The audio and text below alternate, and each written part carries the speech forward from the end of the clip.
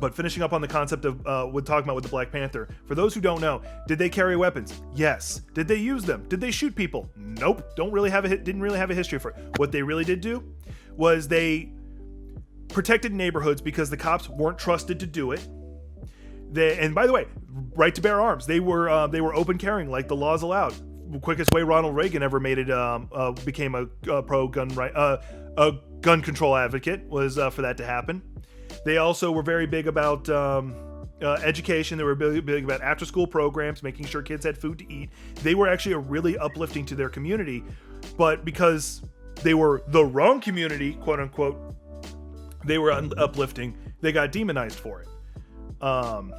Actually, something I do want to bring up about that, yeah, go for it. Almost in the same vein, is none of my family actually told me this, but I was a part of like a youth affiliate group in my high school, and someone actually brought up a very interesting point.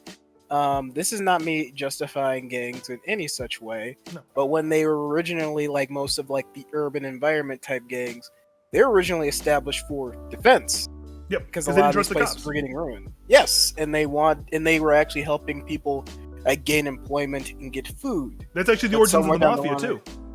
Exactly, and that's why they were referred to as gangs, but like gangsters and stuff like that.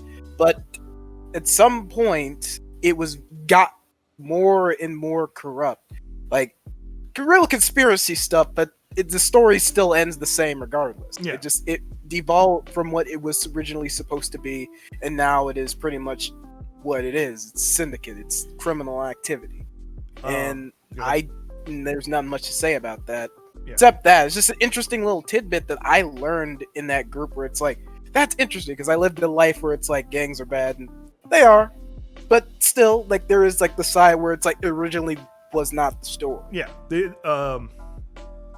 they could you could argue they were made to go that way because of one reason or another, or you can actually go into which is COINTELPRO, which so here's the cliff notes on that for those who don't know that term, because not everybody does. But yeah, I like to give it a point while you're fixing that up. That's what I'm saying. It's like it's very conspiracy to go into it, so it's more or less that's just like two sides to one whole story where there's a huge chunk missing or just not very clear. Yeah. But the COINTELPRO, so the cliff note on it is there is actually documents proving that the FBI inserted agents into civil rights movements. And what they would do is they would either just gather information or they would intentionally instigate issues so that they could discredit these organizations. We're actually seeing examples of that in more recent history with the Native American protests that were going on over the pipeline. Thank God we're bringing that up.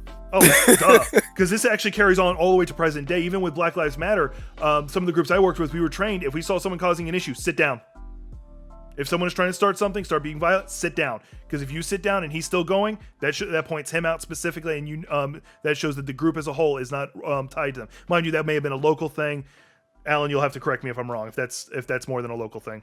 No, we didn't do that here. That's a good idea, but we didn't do that here.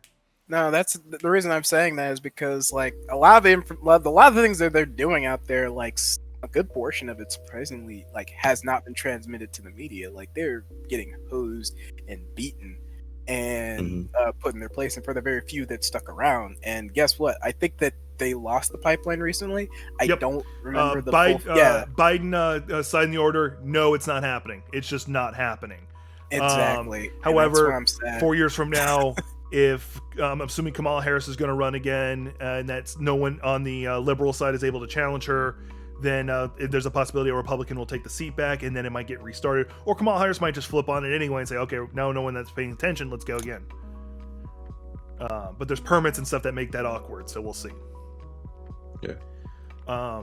So that's something you gotta pay attention, because you have like the Umbrella Man during I can't remember what he was actually called, but I just know him as the Umbrella Man during that he was just seen walking up to auto parts stores, breaking the windows, and just kept walking, and like he was very, very out of it. Even with over last summer in New York City, they would see regular people, but they'd be wearing different color armbands. I don't know who caught on to this, but they were NYPD wearing armbands so that other NYPD officers could identify them and not hurt them. Yep. But they would be in the crowds, civilian clothes like everyone else, and they would cause drama. In Boston, there's a video of police in uniform dropping off cinder blocks, or maybe not cinder blocks, they're kind of heavy, but little bricks, little like red a bricks, pallet of yeah. bricks. Yes, just dropping off a pallet of bricks. Near where a protest. Like there's a video of it. Yeah, I Yes. shared Jack that video. That was weird. In Brooklyn, there was no construction going on, but there were just suddenly pallets of bricks in the street. Like, Yeah, who's just leaving random a pallet of bricks in the street randomly? Yeah. No, and it makes it So- worse that they're in front of glass buildings. Yep. Mm-hmm. So this stuff is either slightly instigated or straight up staged in some cases, so that they can try and go, oh, look at these violent people.